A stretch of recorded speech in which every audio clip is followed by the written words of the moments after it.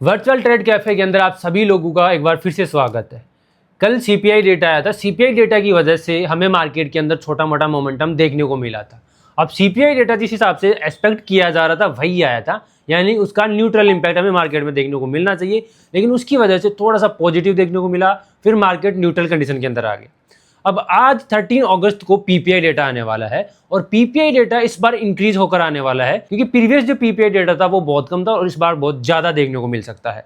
तो PPI data की वजह से और सीपीआई डेटा की वजह से, इन दोनों की वजह से आने वाली एफओएमसी की मीटिंग के अंदर रेट के डिसीजन के ऊपर क्या इंपैक्ट पड़ेगा, ये आज के वीडियो के अंदर हम डिस्कस करने वाला है। इसी के साथ में कुछ और अपडेट है और टेक्निकल एनालिसिस में आप लोग के साथ में शेयर करूंगा। तो सीपीआई डेटा 3.4% के आसपास कल आया था और वो एक्सपेक्ट किया गया था उतना ही आया है, तो ये न्यूट्रल था। लेकिन पीपीआई डेटा पिछला, अगर पीपीआई डेटा की अगर हम बात करें तो -0.3% के आसपास था और इस बार जो डेटा एक्सपेक्ट किया जा रहा है वो डेटा है 0.2% के आसपास, यानी इस बार ऑलरेडी इंक्रीज हो चुका है, जो कि मार्केट के लिए ऑलरेडी नेगेटिव है। और अगर इससे भी ज्यादा इंक्रीज होकर डेटा आ जाता है तो वो मार्केट के लिए बहुत ही ज्यादा नेगेटिव होने वाला है। और इन दोनों डेटा की वजह से जो सितंबर के अंदर एफओएमसी की मीटिंग होने वाली है उसके अंदर रेट का डिसीजन चेंज हो सकता है और रेट हाइक की पॉसिबिलिटी, जैसे हमने पहले भी आप लोगों को बताया था कि रेट हाइक हो सकती है।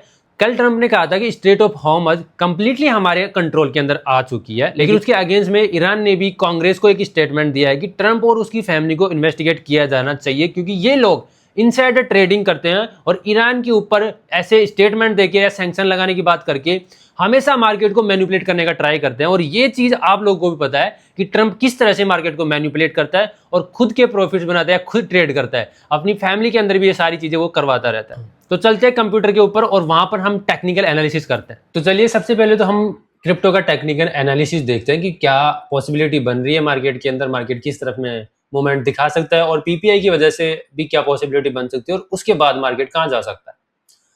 तो बिटकॉइन को हम डेली टाइम फ्रेम के ऊपर देखते हैं और डेली टाइम फ्रेम के ऊपर मैंने आपको लास्ट वीडियो के अंदर भी एनालाइज करके बताया था कि ये डेली का एक स्विंग हाई था, उसका ब्रेक हो चुका था, तो मैक्सिमम पॉसिबिलिटी थी कि यहाँ पर हमें बुलिश मोमेंटम देखने को मिले। अभी मार्केट कहीं के डायरेक्शन नहीं शो कर रहा है, यहाँ पर एक रेंज के अंदर फंसा हुआ है। उसके बाद अगर इस रेंज का ब्रेकआउट या ब्रेकडाउन देखने को मिलता है तो वहां से हमें पॉसिबिलिटी देखने को मिलेगी कि हाँ एक्चुअल में मार्केट जाना कहाँ चाहता है। तो ये रेंज है वो आपको 4 आवर के ऊपर कंप्लीटली दिख रही होगी कि 64,400 के आसपास से लेकर 63,000 के आसपास में ये रेंज बनी हुई है। अब अगर बिटकॉइन यहाँ से इसके ऊपर की क्लोजिंग दे देता है 4 आवर पे, या 4 आवर पे एक बार चल भी जाता है, ब्रेकआउट भी कर देता है, तो मैक्सिमम पॉसिबिलिटी ये बन जाएगी कि मार्केट यहाँ से अपवर्ड डायरेक्शन के अंदर हमें मोमेंटम दिखा सकता है। और अगर इसके नीचे हमें 63,000 के नीचे अगर कोई क्लोजिंग देखने को मिलती है, यहाँ पर ओनली मार्केट के जाने की वजह से कुछ भी पॉसिबिलिटी नहीं बनेगी, यानी अगर मार्केट यहाँ पे ब्रेकडाउन करता है तो ब्रेकडाउन के बाद में हम ये नहीं सोच सकते कि मार्केट को एक्चुअल में यहाँ पे नीचे वाले डायरेक्शन के अंदर जाना है या फिर बियरिश होना है। तो यहाँ पर कोई भी 4 आवर क्लोजिंग हमें देखने को मिलती है और थोड़ा सा सस्टेन करता हुआ देखने को मिलता है, तो उसके बाद हम सोच सकते हैं कि मार्केट एक्चुअल में यहाँ से बियरिश डायरेक्शन के अंदर मोमेंट दिखाने के लिए रेडी है, यहां से हम लोग बियरिश हो जाएंगे। अब जो पीपीआई आने वाला है उसका इंपैक्ट इसके ऊपर कैसे देखने को मिलेगा। पीपीआई जो पिछले महीने का था वो -0.3% के आसपास था और इस महीने में जो एक्सपेक्ट किया जा रहा है वो 0.2% के आसपास एक्सपेक्ट किया जा रहा है, यानी पिछले के कंपेरिजन में इस बार डेटा इंक्रीज होकर आएगा। लेकिन ये भी मार्केट के लिए ऑलमोस्ट हम न्यूट्रल सा मान सकते हैं, थोड़ा बहुत ये नेगेटिव है लेकिन ऑलमोस्ट न्यूट्रल मान सकते हैं। अगर ये जो डेटा शाम को 6 बजे इंडियन टाइम के अकॉर्डिंग आता है और उसके अंदर 0.2% से थोड़ा बहुत भी इंक्रीज होकर आ जाता है तो वो मार्केट के लिए बहुत ज्यादा बियरिश होगा, गोल्ड और क्रिप्टो दोनों के लिए।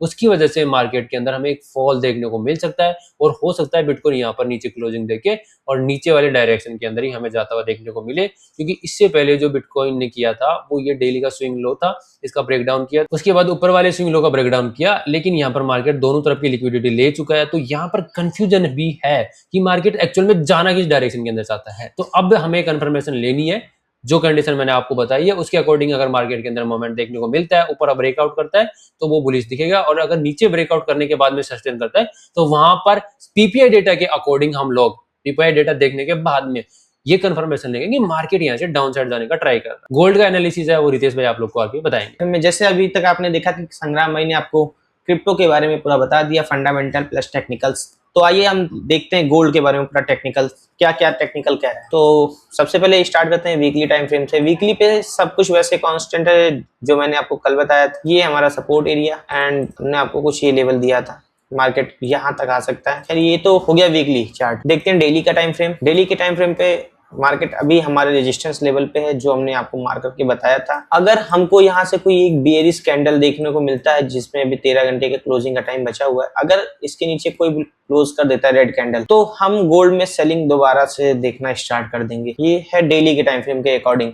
एंड आपको पता है अगर एक रेजिस्टेंस से मार्केट फॉल होता है तो एक सपोर्ट तक आता है, तो हमारे लिए कहीं ना कहीं ये जोन बहुत इंपॉर्टेंट है। ये सब बीच में जैसे ये अगर हम देखें तो ये हमारा डिमांड जोन, मार्केट थोड़ा बहुत यहाँ पे रुकेगा लेकिन ओवरऑल मार्केट को आना यहाँ तक है। इन केस अगर ये फॉल करना स्टार्ट किया, क्योंकि जो हमारा आज पीपीआई का डेटा भी आने वाला है, फोरकास्ट किया जा रहा है कि 0.2% आना चाहिए डेटा। अगर आता है तो हमें गोल्ड में कहीं ना कहीं बेरिशनेस देखने को मिलेगा, गोल्ड एंड क्रिप्टो में। और टेक्निकल्स भी अगर हम लोग देखें तो कहीं ना कहीं हमको वही मार्किंग दिखा रही है।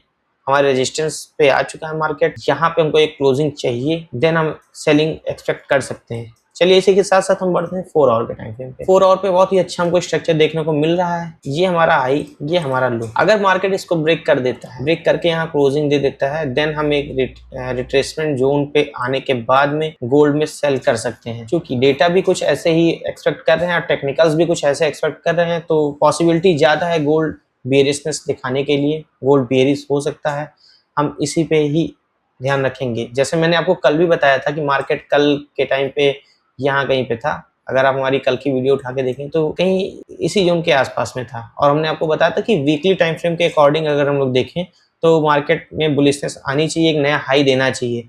एंड हुआ भी कुछ उसी तरीके से। और आज है पीपीआई का डेटा, तो उस बेसिस पे कहीं ना कहीं सेलिंग हमको देखने को मिलेगी। एंड अगर सेलिंग स्टार्ट हुई तो हमारा पहला टारगेट, ये हमारा दूसरा टारगेट, ये हमारा तीसरा टारगेट। एंड अगर इस जोन को भी कहीं ना कहीं मार्केट ने ब्रेक कर दिया तो फिर गोल्ड हमारा नया लो देगा कुछ इस जोन तक। ऐसे हमारे प्राइस एक्शन शो कर रहे हैं। बाकी एफओएमसी का मीटिंग भी है सितंबर में, कहीं ना कहीं वो भी बहुत बड़ा इंपैक्ट लेके आएगा। चलिए इसी के साथ देखते हैं 1 आवर के टाइम फ्रेम पे क्या टेक्निकल्स कह रहे हैं। 1 आवर पे देखा जाए तो ये हमारा नया हाई हो चुका है और ये लो था। और अगर इस पे देखें, ध्यान दे, तो 1 आवर पे कहीं ना कहीं हमको चेंज ऑफ कैरेक्टर मिल चुका है। लेकिन हम लोग वेट करेंगे 4 आवर के लिए। अगर 4 आवर पे क्लोजिंग दे देता है इसके नीचे, देन हम एक रिट्रेसमेंट पे सेलिंग एक्सपेक्ट कर सकते हैं। तो ये था आज का हमारा गोल्ड एनालिसिस। अगर आपको वीडियो अच्छी लगी हो तो लाइक करें, चैनल को सब्सक्राइब करें एंड बने रहें हमारे साथ नए अपडेट्स के लिए। धन्यवाद।